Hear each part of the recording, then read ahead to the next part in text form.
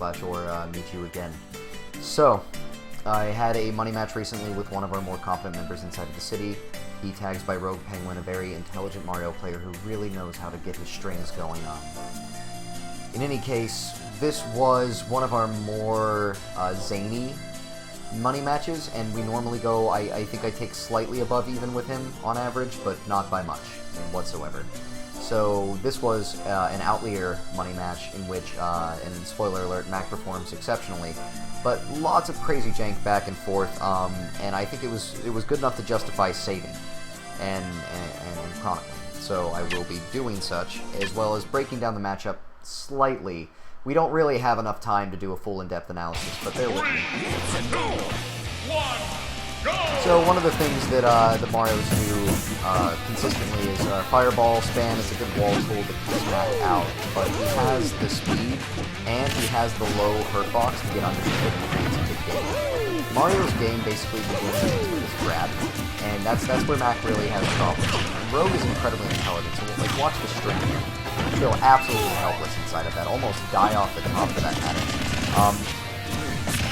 But what he's doing here, he's very familiar with the matchup, so intelligently you'll see him run up to the shield a lot, create a lot of zoning potential, and apply safe pressure with bears and bears. Lots and lots of stuff.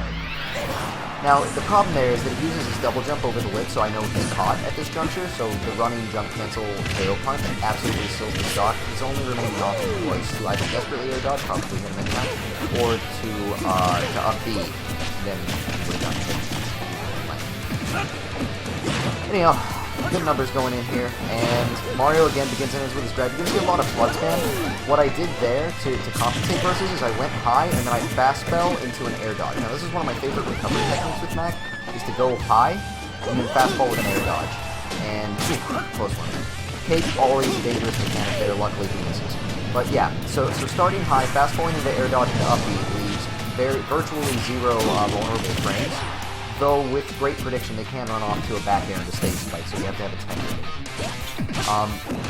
Just going through the motions here on basic zoning has me out here pretty far, and there goes the fastball air dodge again, and it amounts to a good recovery. I wanted to get a bit stylish, and I'm out too far to do nothing at this point. Flood covers Mac's option for recovery, especially when he's at a maximum horizontal distance, so like he only has a side B as a remaining option, which unfortunate down angle there slips the thumb. But when Mac can only recover through side B, it's a guaranteed kill as long as Mario is half awake.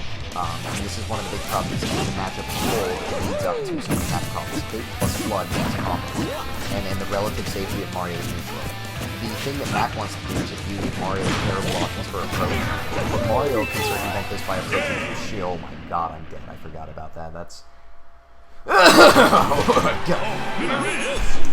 Died at 55 to not be in. And I will say this, my DI was not perfect, but it also was not the worst DI. It was a neutral DI because I didn't figure that at 55 in any world that I would die there. Well, Mario Figs. But yeah, so crazy combos available from this character as a whole, and he can be incredibly difficult to surmount, especially if he's in a defensive mood and he wants to camp you out. Now Rogue Penguin is certainly not above this. He will gladly time somebody out for a win, and I encourage it from him. Actually, I'm very proud of him for being able to do that, because I think that it's important to find answers, or simply to accept that it's initiative. So, I try a perfect pivot up tilt, but it's not properly spaced. One of the things that I like to do, especially versus Mario, because he is so grab-heavy in this matchup, is while facing him to up tilt against the shield, it slides him out past grab range.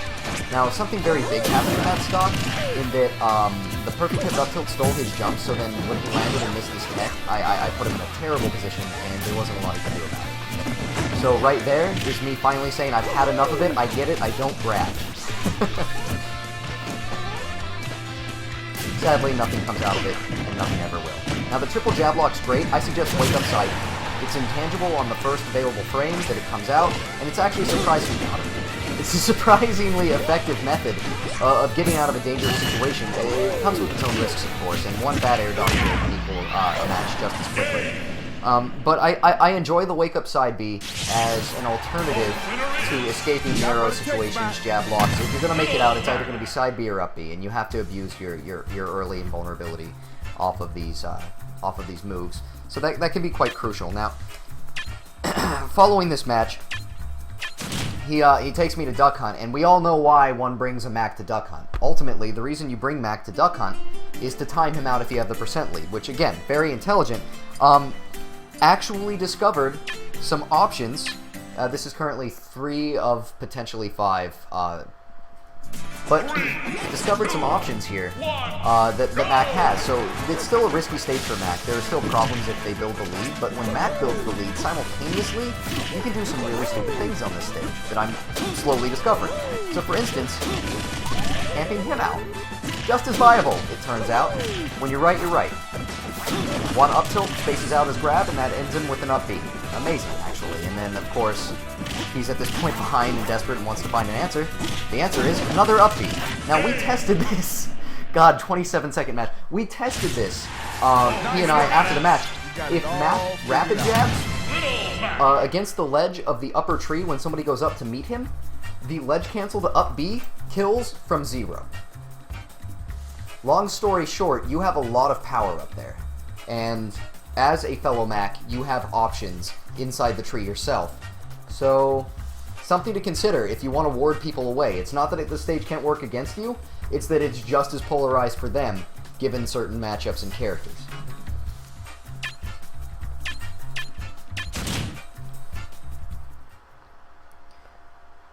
Mario especially, I feel, with his aerials, has a lot of problem actually coming in against Mac on a platform above him. Like, I would say so. 3, 2,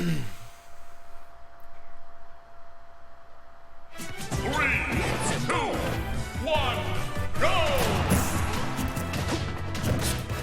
So again, trying to space out up tilt, but again, what I'm doing here is rather risky, and it leads into an amazing string on his end. Very much so my fault there. Don't spam your tilts against shield like that.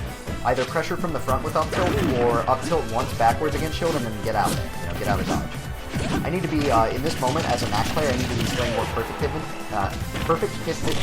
movement, as well as control. And that's not really happening.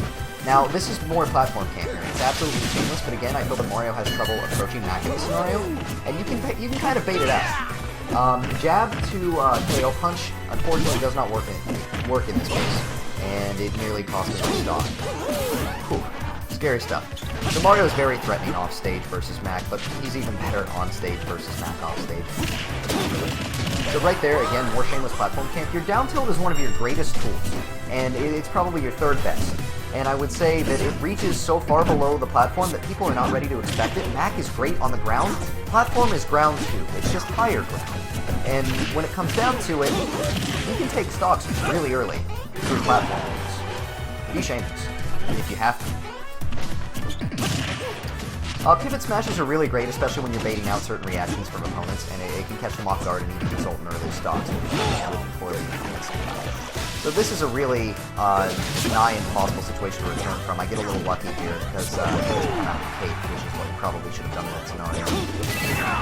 Whew, I have no idea how I DI'd that properly. I did go for the 10 as well, so that might have been some factor. Now, B reverse is amazing, and I recommend applying it to your game. You can be reverse KO punches on landing, really catch people off guard, and so just all kinds of zany things happening in this set. That actually ends it. But there's certainly a plethora, I would say like 10, 15, 20 more minutes worth of discussion to be had for Mac versus Mario. I put Mac Mario 65-35 in Mario's favor, especially between tools like safe back air spacing, cape, and flood. These are all things to consider. I'll leave it with a Mac tip of the day. I've been spreading this around lately. When you do your down tilt to jump canceled up Bs, try B reversing them. What this does is it converts your opponent's DI, because they're going to DI out to the nearest corner, and it's visually indistinguishable, which is the key part.